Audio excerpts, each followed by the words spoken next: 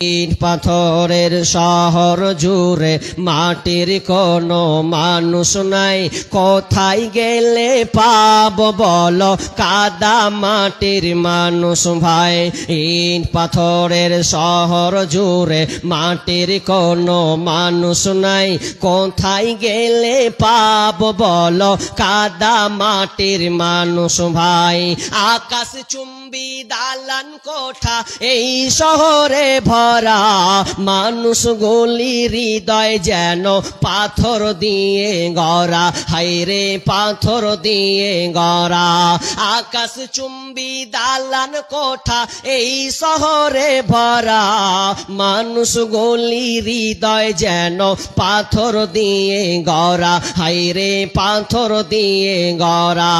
মাটির মানুষ হইয়া যেন, মাটির মানুষ হইয়া যেন মাটির ছিটা নাই, কোথায় গেলে পাবো বলো কাদা মাটির মানুষ ভাই।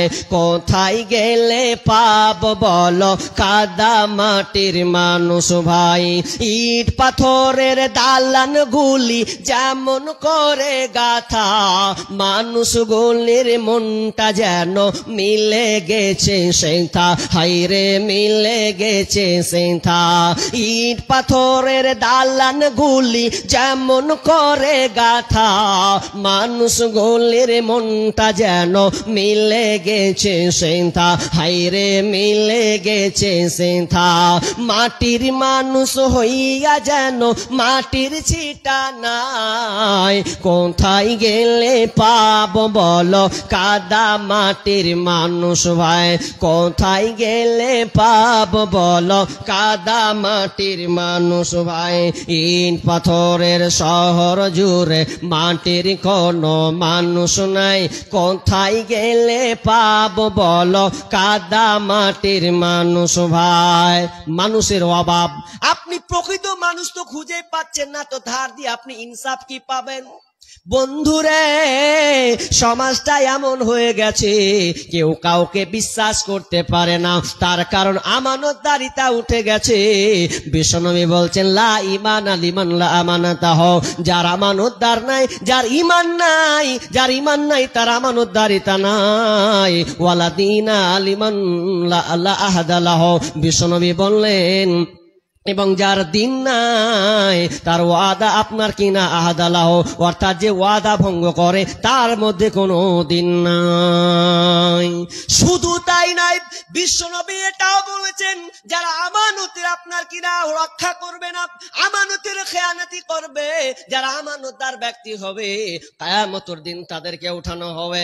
কিয়ামতের যখন উঠানো হবে তাদের পিছনে আপনার কিনা পতাকাকে টাঙিয়ে দেওয়া হবে, পতাকা পথ পথ পথ পথ করে উড়বে, সবাই জানতে পারবে এটা কিসের পতাকা। হাদিহি আপনার কিনা হাদি গদরাতি, বিশ্বনবী বলছেন সেদিনকে যখন পতাকাটা উড়বে, পতাকাটা আপনার কিনা পথ পথ করে যখন উড়বে তখন সবাই দেখতে পাবে এটা কারা। তো আমানত আপনার কিনা আমানত নষ্ট করেছে, আমানতের খেয়ানতি করেছে, দায়িত্ব ঠিক মতন বহাল রাখেনি, বলবে উমুকের বেটা উমুককে দেখ এই কাতারে পড়েছে, উমুকের বেটা উমুক অমুক কাতারে পড়েছে। সেদিন সবাই জানতে পারবে এরা কারা, যারা আমানতের খেয়ানতি করেছে। সেদিন কিয়ামতের দিন তাদেরকে একত্রিত করা হবে। হাদিহি গদরাতি ফুলান ইবনে ফুলান, এরা হচ্ছে উমুকের ছেলে উমুক, যারা আমানতের খেয়ানতি করেছে। সেদিন ওরা দেখতে পাবে, সবাই দেখতে পাবে। এখন আপনি লুকাচ্ছেন, লুকিয়ে লুকিয়ে ভোগ করছেন, করেন, ওদিনকে বহি প্রকাশ হবে, সেদিনকে প্রকাশ করা হবে, যেদিন আপনি সব আপনার কাছে খোলাসা হয়ে যাবে, কিছুই গোপনীয় থাকবে না। সবাই বলে হায় হায় হায় উমুকের বেটারে বিশ্বাস করেছিলাম, সব শেষ করে দিয়েছে। তাহলে আমানত, আমানত কত গুরুত্বপূর্ণ জিনিস বন্ধু রে। খবরদার খবরদার এটাকে এড়িয়ে চলার চেষ্টা করবেন না। যদি একটা লোক, ইবনে মাসউদ রাদিয়াল্লাহু তাআলা বলছেন, যদি সে জিহাদ করেও যদি মারা যায়, অর্থাৎ শহীদি মরণ সে যদি মরে, তবুও যদি তার আমানত থাকে, জান্নাতে যে আমানত ঠিক মতন বহাল না রাখে, তাহলে সে জান্নাতে যেতে পারবে না। শুধু তাই নয়, যারা আমানতের খেয়ানিতি করবে তাদেরকে আল্লাহ বলবেন, তুই আমানত আগে ঠিক কর, আমানত রক্ষা কর। তুই যে আমানতের খেয়ানত করেছি, তখন সে বলবে, আল্লাহ আমি আমানত কিভাবে রক্ষা করব, কোনটা আমি আমানত ছেড়েছি আল্লাহ রে। আল্লাহ বলছেন, তখন বান্দা বলবে, আল্লাহ পৃথিবীতে ধ্বংস হয়ে গেছে, কেমন করে আমি পূর্ণ করব? আল্লাহ বলবে, ঠিক আছে যা যা। ফেরেশতাকে বলে, যাও ওকে হাবিয়া জাহান্নামের দিকে নিয়ে যাও। নিয়ে যখন যা হবে দেখিয়ে দেওয়া হবে, ওই পরিমাণ, যেই পরিমাণ আপনি লুকিয়েছেন, চুরি করেছেন, খেয়েছেন, ভোগ করেছেন, আপনার কিনা গোপনে পাস করেছেন, ওগুলো আল্লাহ আপনাকে ওই আকারে দেখা হবে এবং বলবে, যাও ওকে তুমি কাঁধে করে নিয়ে বেড়াও, কাঁধ পর্যন্ত ওকে নিয়ে বেড়াও। যখনই ওটাকে নিয়ে কাঁধে নিতে যাবে, এমন সময় ঘুরতে ঘুরতে ঘুরতে আবার ওই মালটা পড়ে যাবে, আবার যখন পড়ে লাগবে এবং সে ছুটতে থাকবে, ওই আমানতের জিনিসটা ছুটতেই থাকবে, ছুটতেই থাকবে, ছুটতেই থাকবে। এটা কিয়ামত পর্যন্ত এইরকম হতেই থাকবে। আল্লাহ পাবেন সর্দারি করা, মনে করি না যে মরলে জীবনে খুব এরা এমনই লোক রে ভাই, গ্রামে যদি বিচার বসবে তো ওকে টাকা গোপনে ঢুকেছে, ভাইরা আমার কেস, আমার বিচারটা একটু ঘুরিয়ে দে, ও শালা ঘুরিয়ে দিল। টাকা পকেটে কিছু ঢুকলো, ঠিক আছে দেখ টাকা ঢুকেছিস পকেটে, তো আল্লাহ বলছেন, পকেটে টাকা ঢুকালি না, তোর পকেটের টাকার গিরি তোর বের করবো আমি। কদিন খাবি ওই টাকা, কদিন খাবি তুই? আমার কাছে তো আসতে হবে। আপনার কাছে বিচার চেয়েছে, আপনি ইনসাফের সঙ্গে বিচার করবেন। আজকালকার বিচারগুলো বেইনসাফি হচ্ছে, যে নিরপরাধ তাকে অপরাধ বানানো হচ্ছে। এই জন্য আমি একটা কথা বারবার বলি, ভুল করে ক্ষমা করে দিন। ও দায়িত্বশীল রে, যে তুমি বিচারে বসেছো, কাজে আমি তোমাকে বলি, ভুল করেও যদি একটা লোককে ক্ষমা করে দেন তাহলে বাঁচার রাস্তা আছে। কিন্তু ভুল করে যদি তুমি কাউকে হত্যা করে দাও, তার জীবনটাকে তুমি ছারখার করে দাও, তাহলে তোমার বাঁচার খুব মুশকিল আছে। ভুল করে যদি আপনি কাউকে ক্ষমা করে দেন, বিচার চাইতে গিয়ে যদি লোকটা ছাড় পেয়ে যায়, ক্ষমা পেয়ে যায়, কিন্তু ঠিক আছে। কিন্তু ভুল করে যদি আপনি কাউকে, কার ওপর আপনি জুলুম করেন, তার উপরে যদি আপনি হত্যা করেন, তাকে আপনি আপনার কিনা তার লাইফটাকে নষ্ট করেন, তাহলে আপনার বিচারের মাঠে জবাবদিহি দেওয়া লাগবে। সেদিন আপনি পালাবার কোনো রাস্তা পাবেন না। মিডিলে একটা কথা বলি, কথাটা বলা হয় না, এখন বলি। গোপন কথা ও আমানত। কি জি? গোপন কথা ও আমানত। কেউ যদি তোমাকে বিশ্বাস করে কোনো কথা বলে, বন্ধুরে, ভাই, ও আমার দোস্ত, তোকে আমি এই কথাটা বললাম, আমি তোকে খুবই ভালোবাসি। আচ্ছা বলেন তো, গোপন কথা কে বলে, কখন বলে? বিপদে পড়লে বন্ধুকে বলে, যাকে তুমি বিশ্বাস করো, ভালোবাসো, সে তোমাকে বলে, বন্ধুরে, গোপন কথাটা আমি তোকে মাত্র বললাম, তার মানে ও আপনাকে ভালোবাসে বলে এই গোপন কথাটা আপনাকে বলল। আর তুমি কত ভালো মানুষ, গত তুমি একদম ফেরেশতা হয়ে গেলে, যখনই লোকটার একটু ভুল পেলে, তোমার বৃদ্ধাচারণ হতে গেল, তখন তুমি লোকটার কথাকে তুমি ফাঁস করে দিলে। তার মানে তুমি কত বড় যে বেঈমান। অথচ গোপন কথাও হচ্ছে আমানত। খবরদার গোপন কথা কাউকে তোমরা বলবে না। ধরে নেন কথার কথা, একটা বন্ধু বলছে, হবে একটা মেয়ের পাল্লায় পড়ে গেছি, বুঝলি, অবস্থা খুব খারাপ, কি করব? এখন আপনার বন্ধু আপনাকে পরামর্শ দিলে, এটাকে থেকে এড়িয়ে চল, এইভাবে চল, এইভাবে কর, এইভাবে চল, কিন্তু আপনি যে বেতাল হয়ে গেলেন। এবার ও করতে করতে হলো 5 বছর পর, 2 বছর পর এমন হলো যে শালা তোর সব একদম প্রকাশ করে দিব, সব কিছু বলে দিব, তুই আমার উপরে এটা কেন করলি? কিন্তু এটা না বন্ধু, আমানতের খেয়ানত হয়ে গেল। গোপন কথাটাও আমানত, তা তুমি কাউকে বলতে পাবে না।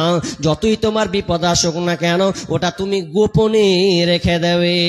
কারণ বিশ্বনবী বলেন, কোন লোক যদি অন্যায় করে, অপরাধ করে, আর ওটা আমি জানি, আমি প্রকাশ করলাম না, ওটা আমি বহি প্রকাশ করলাম না, আল্লাহ তাআলা সেদিনকে আপনার কিনা অন্যায়, যে অন্যায় করেছে, যে অপরাধ করেছে, সেদিন আল্লাহ তাআলা তার অন্যায়টাকে ঢেকে দিবেন, পর্দায় আপনার দিয়ে দেবেন। শুধুমাত্র আল্লাহ এবং বান্দার আটটা থাকবে এবং সমস্ত পাপটাকে লুকিয়ে আপনার কিনা ঘেরা দিয়ে, বেড়া দিয়ে তাকে আপনার কিনা বলা হবে, তুমি কি এই পাপটা করেছিলে? বলবে হ্যাঁ এটা পাপ করেছিলাম। আল্লাহ তাআলা তার গোপন পাপটাকে ক্ষমা করে দেবেন। যদি কোনো তার প্রতিবেশী, তার বন্ধু আর আত্মীয় যদি গোপন কথাটাকে ক্ষমা, আপনার কিনা তার অন্যায়টাকে যদি গোপন রাখে।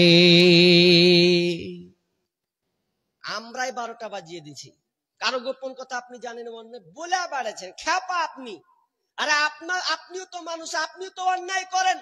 ওই অন্যায়টাকে আপনি ঢাকবেন, আপনার অন্যায়টা কিভাবে মাফ হবে? তো অফার আল্লাহ রাসূল দিয়ে গেছেন, আল্লাহ বলে গেছেন যে তোমার অন্যায় হয়েছে, তো তুমিও কারো অন্যায় জানো, তো ওটা গোপন রাখো। তোমার ওই গোপন কথা, তোমার ওই অন্যায়টা আল্লাহ প্রকাশ করবে না বিচারের মাঠে, ওটাও গোপন রাখবে। কিন্তু কত খ্যাপা আমরা। তাহলে আমানত, গোপন কথাটাও আমানত। খবরদার গোপন কথা নিয়ে বাড়াবাড়ি করা যাবে না। এমনকি এমন আমানত, কারো মোবাইল আপনি ভেতরে ঢুকতে পাবেন না, মোবাইলে কি আছে আপনি পাসওয়ার্ড বারবার জানতে চাইবেন না, বারবার তার গ্যালারি ঘাঁটতে যাবেন না, প্রোফাইল ঘাঁটতে যাবেন না।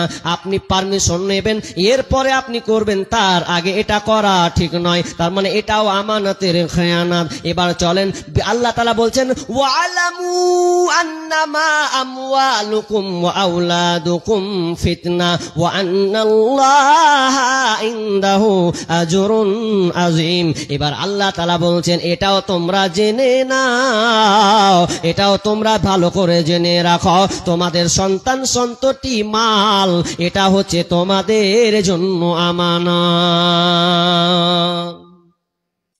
ছেলে মেয়েটা তোমাদের জন্য আমানত। মনে করিও না বেটা পেয়েছি, একটা বাপের একটা বেটা, খুব আনন্দ। কয়টা বেটা? যে একটা, লাখের সেরা বেটা। এটা আপনার জন্য আমানত। কিন্তু আমরা আমানতের খেয়ানত করছি। যে কি করবেন? আহা, এটা আমানতের খেয়ানত করছি কিভাবে?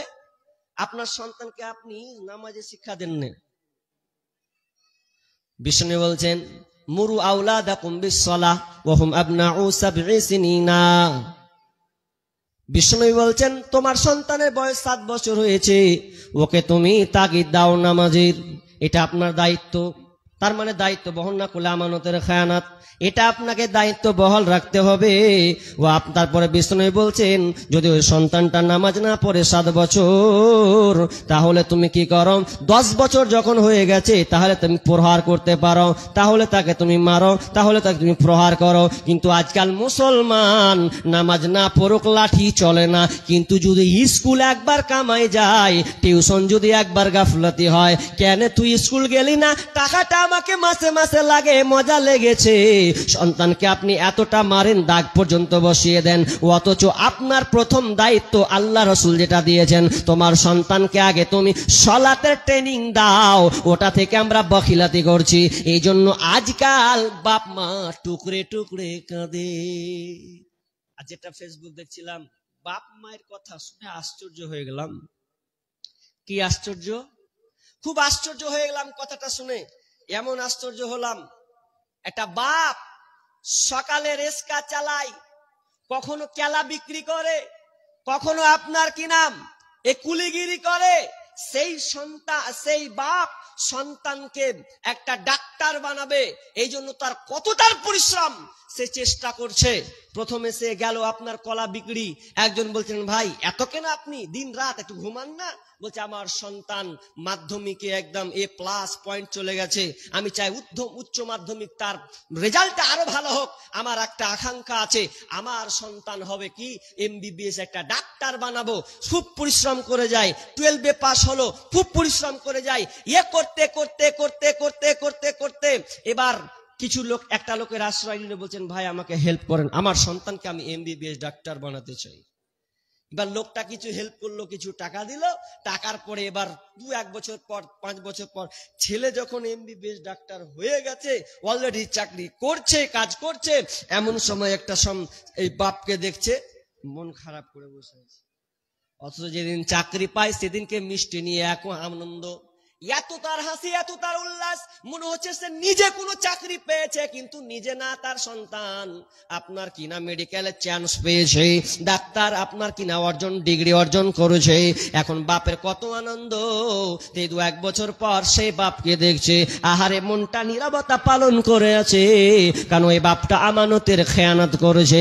শুধু একটা দিক দিয়েছে, আর একটি দিক দেয়নি। এবার মন চোখ দিয়ে পানি টপ টপ করে বলছে বাপজি কি হলো বলো, কি হয়েছে তোমার ছেলের? বলছে আমার ছেলে আমার কথা শুনে না, রাত হলে আপনার গট গট গট গট করে গেলে বাড়ির সব কাজ ভাঁকে ভেঙে দেয়, টাকা ছাড়া কিছুই বুঝে না। কিন্তু আমার আমার আমার আমার ভাইকে দেখলাম, আমার ভাতিজাগুলো আপনার কিনা রিক্সা চালিয়ে খায়, সন্তানদেরকে কোন রকম করে মানুষ করেছে, অথচ তারা একসঙ্গে এক টেবিলে খায়। আর আমি বাপ কত আশা ছিল রে, একসাথে খাবো, আমি অসুস্থ হলে আমার ছেলে আমার চিকিৎসা নেবে, কিন্তু হলো না, উল্টা হয়ে গেছে। তার মানে তুমি আমানতের খেয়ানত করেছ। আল্লাহ বলছেন ওয়ালামু আন্নামা আমওয়ালুকুম আওলাদুকুম ফিতনা, এটা তোমাদের জন্য আমি সন্তানকে পরীক্ষা বানিয়েছি রে, তোমার মালকে আমি পরীক্ষা বানিয়েছি। খবরদার খবরদার, তুমি এটার পরে তুমি আপনার দুনিয়ার মুহে পড়ে যেও না, এটা তুমি দুনিয়ার মুহে পড়ে যেও না। কানছে গো, কেন? ওই সন্তানকে আপনি দিনী শিক্ষা দেননি, এমবিবিএস ডাক্তার বানান, তার মধ্যে যদি দিনিয়াত জ্ঞান থাকতো, তাহলে দিনিয়াতের জ্ঞান অনুযায়ী ও চিকিৎসা করতো কি করতো না? ওর মধ্যে আল্লাহর ভয় আসতো কি আসতো না? আসতো। কিন্তু এখনকার ডাক্তারেরা বর্তমান ডাক্তারেরা কি হাল করেছে? কসাইয়ের মতন ব্যবহার করছে, রোগীকে কসাইয়ের মতন ব্যবহার করছে। আগেকার ডাক্তারেরা ছিল না এত চিটার, হইলে জ্বর জারি লাগাইতো থার্মোমিটার। আগেকার ডাক্তারেরা ছিল না এত চিটার, হইলে জ্বর জারি লাগাইতো থার্মোমিটার। বগলে চেপে ধরে 1-1.5 মিনিট পরে, বগলে চেপে ধরে 1-1.5 মিনিট পরে ঝাড়া মেরে বলতো 104। আগের সেই দিন কে ফিরে পাবো আর আমরা, আগের সেই দিন কে ফিরে পাবো আর। প্যারাসিটামল একটার চারা না, ওষুধ দিয়ে বলতো বেশি খাবা না। প্যারাসিটামল একটার চারা না, ওষুধ দিয়ে বলতো বেশি খাবা না। জ্বর একটু বেশি হলে কট্রিম দিয়ে দিলে, জ্বর একটু বেশি হলে কট্রিম দিয়ে দিলে ভালো হয়ে যেত 1-2 দিন পর। জ্বর ভালো হয়ে যেত 1-2 দিন পর। আগের সেদিন কে ফিরে পাবো আর আমরা, আগের সেদিন কে ফিরে পাবো আর। আগের সেদিন কে ফিরে পাবো আর আমরা, আগের সেদিন কে ফিরে পাবো আর। হাতুড়ের ডাক্তারদের ছিল হাত যশ, রুগী এলে বলতো আমার পাশে বস। হাতুড়ের ডাক্তারদের ছিল হাত যশ, রুগী এলে বলতো আমার পাশে বস। দেখি তো চোখের পাতা বলি তো রোগের কথা, উল্টা তো চোখের পাতা বলি তো রোগের কথা। ফিস দেওয়া লাগতো না, ছিল না চেম্বার তাদের, ফিস দেওয়া লাগতো না, ছিল না চেম্বার। আগের সেদিন কে ফিরে পাবো আর আমরা, আগের সেদিন কে ফিরে পাবো আর। বর্তমান দেশে এখন ডিজিটাল কারবার, পেটে বাচ্চা এলে শুধু চেকআপ বারবার, শুধু সব জায়গায় চেকআপ। পেটে বাচ্চা তো খালি চিবা। বর্তমান দেশে এখন ডিজিটাল কারবার, পেটে বাচ্চা এলে চেকা বারবার, লাগায়া সেলাইন বলে বাচ্চা বেলাইন, লাগায়া সেলাইন বলে বাচ্চার বেলাইন। এখনই করতে হবে সিজার রুগী, এখনই করতে হবে সিজার। আগের সেদিনকে ফিরে পাবো আর আমরা, আগের সেদিনকে ফিরে পাবো আর। কবি ভেবে বলে কি হবে দোষ দিয়ে, এ দেহ নষ্ট হয়েছে ভেজাল খেয়ে খেয়ে। কবি ভেবে বলে কি হবে দোষ দিয়ে, এ দেহ নষ্ট হয়েছে ভেজাল খেয়ে খেয়ে। ভেজালের কারবার হতেছে বারবার, ভেজালের কারবার হতেছে বারবার। বড়লোক হয়ে গেল পাস করা ডাক্তার, এখন বড়লোক হয়ে গেল পাস করা ডাক্তার। আগের সেদিনকে ফিরে পাবো আর আমরা, আগের সেদিনকে ফিরে পাবো আর, আগের সেদিনকে ফিরে পাবো আর আমরা, আগের সেদিনকে ফিরে পাবো আর। ডাক্তার হয়ে গেছে কসাই ডাকাত, কিন্তু সব কিন্তু ডাক্তার নয়। তবে কিছু পার্সেন্ট ডাক্তার ভালো আছে, আপনার আল্লাহর ভয়ের সহিত সে আপনার কিনা চিকিৎসা করে। আমি বলছি না সবাই সবাই না, ডাক্তারের মধ্যেও ভালো ডাক্তার আছে বন্ধুরা। আমি বলতে চাচ্ছিলাম আপনার সন্তানকে আপনি ডাক্তার বানান, প্রফেসর বানান, ইঞ্জিনিয়ার বানান, যা কিছু বানান না কেন, আগে আপনার সন্তানকে আপনি দ্বীনি শিক্ষা দেন, তার মধ্যে দ্বীনের জ্ঞানটা দেন। দেখবেন ওই সন্তানটা যেই কাজ করুক না কেন, সে আল্লাহর ভয়ে সে আপনার কাজকে ঠিক রাখবে। সন্তান হচ্ছে আপনার জন্য আমানত, সন্তান আপনার জন্য আমানত। বিশ্বনবী বলছেন কি, ভালো করেন, আরেকটা হাদিস বলে ছেড়ে দিই, আমি চলে যাব দানের দিকে। নাকি টাইম আছে কি আমার? কটা টাইম আছে গো? 11টা না 10:30টা? কনফার্ম বলেন, তাহলে বিষয়টাকে সেভাবে নিয়ে যাবো। 11? হ্যাঁ, টাইম আমাকে 10:30টা মনে হয়, হ্যাঁ ওটাই টাইম না? 10:30টা পর্যন্ত, তাহলে আর 20 মিনিট আছে, 20 মিনিট আছে। শুনেন, আমানতের খেয়ানাত, আমানত আপনাকে ঠিক মতন রাখতে হবে। ছোট্ট করে একটা হাদিস বলি, আবু দাউদের হাদিস, সহিহ তারগিবে হাদিসটাও আছে। বিশ্বনবী বলছেন কেউ যদি 5টা কাজ করে, ইমানের সাথে 5টি কাজ করে, তাহলে বিশ্বনবী বললেন তার জন্য জান্নাত রয়েছে। 5টা কাজ কি কি গুনেন? নাম্বার 1, 1 নাম্বার সুন্দর করে উজু করে, ভালো করে কান লাগান, সুন্দর করে উজু করে আপনার নামাজে গিয়ে রুকু সেজদা সুন্দর করে 5 ওয়াক্তের পাবন্দ হয়, 5 ওয়াক্তের নামাজকে ঠিক মতন সে বহাল রাখে। এটা হচ্ছে তা 1 নাম্বার। নাম্বার 2 নাম্বার বিশ্বনবী বললেন আপনার কিনা রমজান মাসের যে রোজাকে পালন করে, রোজা রাখে। 3 নাম্বার আপনার কিনা হজ পালন করে। 4 নাম্বার জাকাত প্রদান করে, অর্থাৎ জাকাত আদায় করে, ঠিক মতন জাকাত আদায় করে। 4টা হয়ে গেল। বিষ্ণু 5 নম্বর বললেন যে আমানত রক্ষা করে, আমানত রক্ষা করে। তাহলে ওই 5টা কাজ যদি কেউ করে, তার জন্য আল্লাহ তাআলা জান্নাতে দেবেন, অর্থাৎ জান্নাতে তার জন্য একটি ঘর বানাবেন। জান্নাত নিতে চাই তো ইনশাআল্লাহ? কে কে জান্নাত নিবেন হাত তুলেন তো। কেমন হলো জি ভাই? জান্নাত কেউ নিবেন না আপনারা? সুবহানাল্লাহ। আচ্ছা, কে কে জান্নাত নিবেন না এবার হাত তুলেন তো।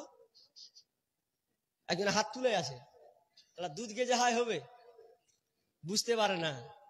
জান্নাত আমরা সবাই চাই, কিন্তু জান্নাতের কাজ তো আমাকে করতে হবে। 5 নাম্বার বললাম আমানত রক্ষা করা। তো সাহাবীরা বুঝতে পারলেন যে আমানত রক্ষা, এবার আবার কি আমানত রক্ষা করে, এবার বুঝিয়ে বলেন। বিষ্ণু বলছেন আমানত রক্ষা করা মানে, আমানত রক্ষা করা মানে নাপাকির গোসল করা, নাপাকের গোসল করা। এটা খুবই কঠিন বন্ধুরে, আমি অনেকক্ষণ ভেবেছি কথাটা, কেন নাপাকির গোসল করা আপনার কিনা, এটা কিন্তু কঠিন কাজ। কাজ। জিহাদে যাওয়া কিন্তু মনে হয় আসান আছে, আপনার কিনা বেশি বেশি করে নামাজ পড়া মনে হয় আসান আছে, আপনার কিনা দান করা কিন্তু আসান আছে, কিন্তু নাপাকির গোসল করা খুব কঠিন। কঠিন লয়? একটা ছেলে বিয়ে করেনি, ওর স্বপ্ন দোষ হয়েছে, রাতের বেলা এখন গোসল করবে ও। বাপ মা বলছে যে বেটা কিসের লেগে গোসল করছে রাত একটার সময় না? এই মনে মনে করছে আব্বা মা যে কি করবে, সালা গোসল করবো না, তাই গাট ফজরের নামাজও পড়লে না, নাপাক হয়ে গেছে ও। অনেক মেয়েদের ক্ষেত্রেও দেখা যায়, যেটা মায়াদের একটা কিনা রোগ আল্লাহ দিয়েছেন, সেটা হচ্ছে মাসিক দিয়েছেন, আপনার কিনা আপনার মাসে মাস পিরিয়ড হয়। অনেক বোন কিন্তু এটাও ভুল কাজ করে, কারো 4 দিন, কারো 5 দিন, 6, 7, কিন্তু দেখলো 5 দিন আমার রাত 12টার সময় ভালো হয়েছে, কিংবা রাত 10টার সময় ভালো হলো। এখন দেখবেন ওই বোনটা লজ্জাতে গোসল করে না, কারণ যদি আমি এখন গোসল করতে যাই তাহলে তো বলবে যে কি ব্যাপার, কি কারণ সে গোসল করছে। নাপাকির গোসল কত কঠিন। যার কল আছে তো আরো ভেজাল, টিপ টিপ আর টিপবে তো একটা সময় কার কল টিপছে রে, লাইট মেরে হয়তো দেখবে যে কেটা ওটা। হ্যাঁ, যদি না থাকে কলও যদি না থাকে তা পুকুর যদি জানতে আরো ভেজাল, কে একটা সময় পুকুরে নামলো রে। নাপাকির গোসল করা খুবই খাতারনাক বিষয়। স্বামী স্ত্রী আপনাদের মিলন হয়েছে নতুন নতুন, আহা কি আনন্দের মধ্যে আপনি ডুবে আছেন, অথচ আপনি নাপাককে পবিত্র হবেন এটা করতে আপনি চাচ্ছেন না। কেন করব না? লজ্জা লাগে, লজ্জা লাগে, লজ্জা লাগে। এই জন্য অনেক ভাই বোনকে দেবেন মাথায় আগে শ্যাম্পু কেরম করে মেখে ছুঁয়ে দিয়েছে, তারপরে যা হয় হয়ে মাথায় শ্যাম্পু একদম জুতপাত করে।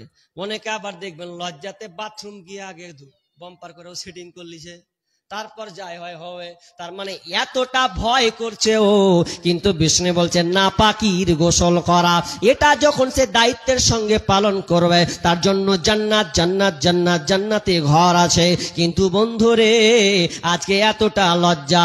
ভাই বোন তোমাকে বলি শোনো, লজ্জা তো তখন তোমাকে করা উচিত, তুমি যে এখন বিবাহ করেছো, তুমি কি কোনোদিনও স্বামী স্ত্রী একত্রিত হয়ে তোমাদের মিলন ঘটবে না?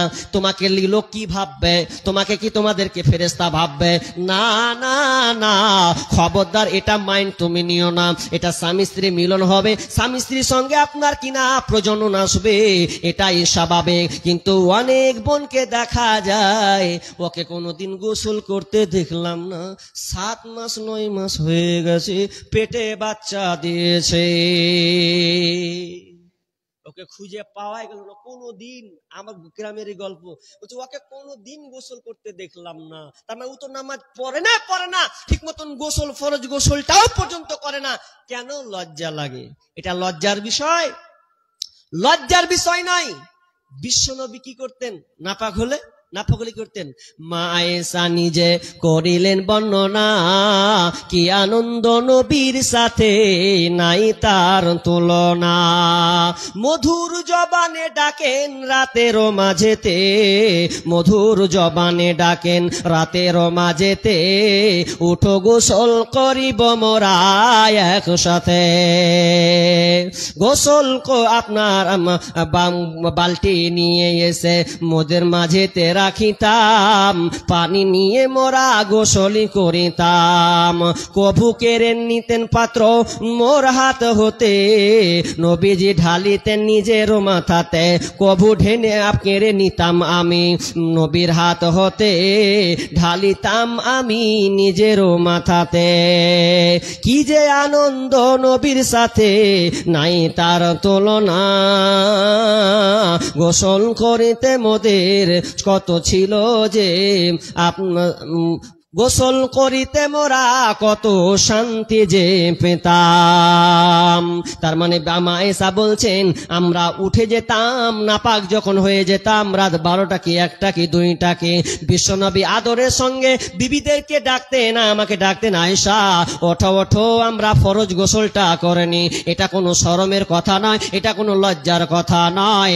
আপনি নাপাক আছেন, বরং তাড়াতাড়ি করে, একজন আপনি ইমানদার মানুষ, তাড়াতাড়ি যখন আপনার সময় হয়ে হয়ে গেছে, তাড়াতাড়ি করে আপনি অপবিত্র থেকে পবিত্র হয়ে যাবেন। এটা হচ্ছে ঈমানদারের কাজ। অতএব বিষ্ণু বললেন নাপাকির গোসল করা। অতএব আপনাকে বা মা বোন সকলকে বলতে চাই, এটা নিয়ে কোনোদিন ঢিলা আপনি করবেন না।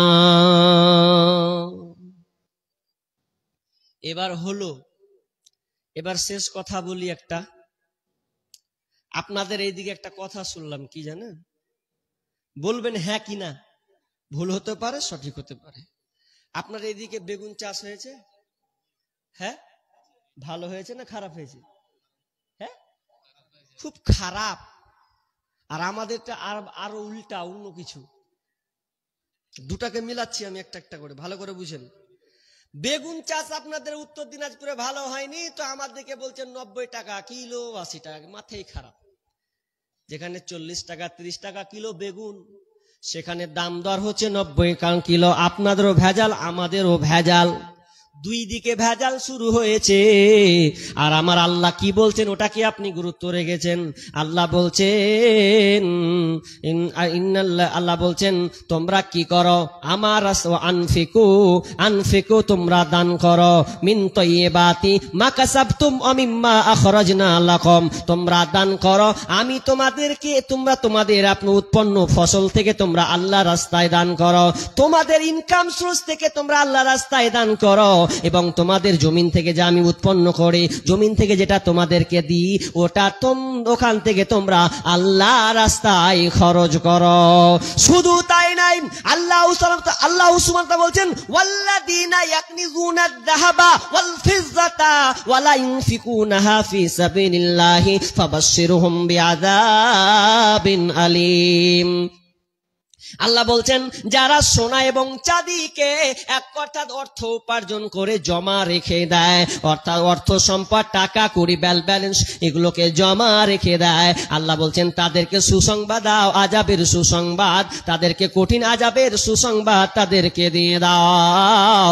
যারা কিনা আপনার অর্থ সম্পদকে আপনার কিনা জড়ো করে রাখে, জমা করে রাখে, চাইলে আর রাস্তায় খরচ করে না। আর আগের আয়াতটা বললাম, আল্লাহ যে আপনাদের জমিন থেকে উৎপন্ন দিচ্ছে ওটা আল্লাহ নিজে আপনাকে দিচ্ছে। অস্বীকার করার আছে আপনাদের? কে অস্বীকার করবেন যে আমি নিজে করছি? নিজে যদি করেন তো ঠেকালেন না কেন বেগুনটাকে? হাজি, কত দিলেন সার, কত পানি, কত আপনার কিনা ঔষধ, তাই তো এত খরচ, ঠেকালেন না কেন?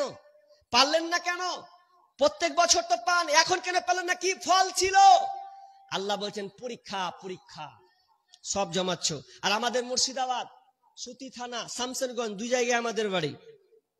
শামসেরগঞ্জের আপনারা নাম শুনেছেন ধানগড়া, এরকম প্রতাপগঞ্জ, যদি সোশ্যাল মিডিয়ায় দেখে থাকেন নদীর ভাঙন আপনারা দেখেছেন তো? নদীর ভাঙন কেন হলো? শুধু বলছেন মাটি নরম, বাদ বাধা নেই। এই জন্য আমি ওখান থেকে ছোট থেকে বড় আমি জানি কেন, কি কারণ। হাদিস থেকে আপনাকে ব্যাখ্যা বুঝবে, হাদিস থেকে প্রমাণ করব আমি। এটা আমার বিষয়ে আলোচনাও আছে, নদীর ভাঙন কেন হলো। সব বলবে এটা সরকার টাকা মারছে, নদীর ভাঙন বাঁধে না এই জন্য। বন্ধুরে না না না, ওই জমিনগুলোতে আপনার কিনা চাষ হতো, জমিন ফ্রি আপনার কিনা আনলিমিটেড সরকারের পড়ে আছে। অনেকে কারো জমি ছিল কিন্তু ঠিক মতন চাষ করতো, কিন্তু আল্লাহ রাস্তায় ঠিক মতন তারা দান করতো না। শুধু তাই নয়, তারা আপনার কিনা ওখানে আপনার মদ খাওয়া হতো, ডিজে বাজতো, পিকনিক হতো, কেউ মানা করতো না। অথচ বিষ্ণু বলছেন খাসফুন মাসফুন ওয়া কাযফুন, হাদিসে তো আছে, হাদিসে আছে ইদা শারিমুল খামর ওয়াত্তাখাযুল কায়নাত ওয়া দারাবু বিল মাযিব, যখন আপনার কিনা শরাব পান করবে, আপনার কিনা গান বাজনা হবে, নারীদেরকে মত্ত থাকবে, তখন ভূমিধস হবে রে, ভূমিধস হবে, ভূমিগুলোকে তলিয়ে নিয়ে চলে যাবে। তার মানে আমি ওখান থেকে বুঝলাম, ছোটবেলায় গামছা নিয়ে আপনার কিনা সাইকেল দিয়ে চলে যেতাম নদী গোসল করতে। কত দূর পর্যন্ত? তো 8 ঘন্টা পর্যন্ত খালি সাইকেল চালাচ্ছি রে বাপ, 8 ঘন্টা সাইকেল চালিয়েছি। এরপরেও খেয়ে আপনার বিরক্ত হয়ে গেছি রোদের জ্বালা। এখন দেখছি আপনার কিনা বিঘা বিঘা বিঘা বিঘা, অত 8 ঘন্টা লাগবে না, শুধু রোডে খালি এরকম করছি করেছি রে, তো পানিতে থই থই থই করছে, বিঘা বিঘা জমি নষ্ট হয়েছে। ওই লোকগুলোকে বলা হয়েছিল কার জমি, তো কিভাবে করছো? বলছে আমার বাপের জমি চাষ করছি, খাবো আমি। এখন বলছি খা, তোর বাপকে নিয়ে খা, তুই খা, দেখি জমিনকে তুই আটকাতে পারলি না কেন। বাহাদুর করিয়েন না, কোটি কোটি টাকার মালিক। বিঘা বিঘা আপনার জমি আপনি আল্লাহ রাস্তায় দান করছেন না, বখিলিতি করছেন। বখিলতি আপনার, বখিলি করা আপনার। যেদিন বুঝিয়ে দেবে আল্লাহ, হারে হারে টের করে দেবে, সেদিন আপনি বুঝতে পারবেন দান করতেই হবে। যদি আপনার ফসল ভালো করতে চান, যদি আপনার জমিনকে সুন্দর করতে চান, তাহলে যে আল্লাহ আপনাকে প্রতিশ্রুতি দিয়েছে তুমি দান করো, আমি আল্লাহ তোমাকে দেব, এই প্রতিশ্রুতির মধ্যে আপনাকে থাকতে হবে। তবে আমরা দান করছি না। আলেম ওলামা মুর্শিদাবাদ থেকে ডাকছে আর বলছে আধ ঘন্টা আলোচনা করেন, খালি দানের ব্যাপারে বলেন, চান যেমন করে পারেন, যত একদম ছন্দ পারেন করেন, কিন্তু আমাদের মন গলছে না। মন গলবে কি করে? আপনি দুনিয়ার মাতোয়ারা হয়ে আছেন। দান করতে শিখুন ভাই। এরকম একটা লোক আমি দেখতে চাই। সুবহানাল্লাহ, কি এটা গো? মা বাবার জন্য সোনার তাবিজ, এটা গো সুবহানাল্লাহ। মাদ্রাসায় আল্লাহ জায়গায় একদিক বেচেছে। আল্লাহ তোমার মাদ্রাসায় এ সোনাটা আল্লাহ দিয়েছে কে কি কিসের? মা বাবার জন্য, মা বাবার জন্য। আল্লাহুম্মা সাল্লি আলাইহি আল্লাহুম্মা বারিক আলাইহি হায়াকাল্লাহ বারাকাল্লাহ। আল্লাহ তুমি দানকে কবুল করে নাও। যে উদ্দেশ্যে দিচ্ছে আল্লাহ আশা পূর্ণ করো। কানে শুনলাম মা বাপের জন্য দিয়েছে আল্লাহ রাব্বুল আলামিন। আমি গুনাহগার বান্দা, আল্লাহ তুমি ওই মা বাপকে আল্লাহ তুমি ক্ষমা করো। আল্লাহ কবরকে প্রশস্ত করে দাও। আল্লাহ তার জন্য জান্নাতি বিছানা বিছিয়ে দাও। আমিন সুম্মা আমিন। আমি একটা 10,000 টাকা দাবি করেছিলাম গো, পাবো কিনা? হ্যাঁ পাবো। 10,000 টাকা একটা লোক বলেন তো ভাই, এরকম দাতা আছেন? ইনশাআল্লাহ তার জন্য আমি প্রাণ খুলে দোয়া করব। মাদ্রাসার জলসা এটা আমি চাইছি না, আল্লাহ আমার মাধ্যমে চাইছেন, আল্লাহ চাইছেন, আমার মাধ্যমে চাইছেন। বলবেন মৌলবি এটা কি করে হয়? আল্লাহর মাধ্যমে। আসির উদ্দিন 2000 টাকা, কালাম মামা 5000, আকবর আলী 2500 টাকা। তো এরা কে? আল্লাহ রে, কি ভুল করনু। 25,000 টাকা নেমে টেমে বলতো যে ভালো করে দেখে, কহেননি কি হাল হতো আমার। আকবর আলী তিনি 25,000 টাকা দিয়েছেন। উনারা কি এখানকার নাকি কমিটি? তা আপনারা লিখা পাঠিয়ে দিলেন, মানে সন্তুষ্ট হয়ে গেছেন নাকি? হ্যাঁ হ্যাঁ দিলেন। আসির উদ্দিনটা কে কহেন তো? আসির উদ্দিনটা কে বলেন? এটা কি? এটা কই উনি আছেন কি? নাই। তা কি করে হবে? নিয়ে আসতে হতো, একটু দেখতাম। এটা দান পেয়েছি, মাশাআল্লাহ, দেখা করতাম ভাই। আমি একটা মুসাফির মানুষ, অন্তত দেখা তো করতাম আপনার সঙ্গে জায়গা। তিনি 25,000 টাকা রব্বুল আলামিন 25,000 টাকা দিয়েছেন আকবর আলী আমার আব্বার নামে। ও বাপজি, বাপজি, ও বাপজি আপনার কিনা মাদ্রাসায় দিয়েছেন 25,000 টাকা। রব্বুল আলামিন যে নিয়তে দিয়েছে, যে খালসে দিয়েছে, আল্লাহ তুমি দানকে তুমি নেকিতে পরিপূর্ণ করো। আল্লাহ তার রুজি রোজগারে বরকত দিও, বালা মুসিবত দূর করে দিও। রব্বুল আলামিন যতদিন থাকবে সহি সালামতে রাখিও। আল্লাহ তার গুনাহ খাতাকে আল্লাহ তুমি ক্ষমা করে দাও। রব্বুল আলামিন জীবনে যতদিন থাকবে ঈমানের সহিত যেন থাকতে পারে, আল্লাহ তুমি তার তৌফিক দান করো। আমিন সুম্মা আমিন।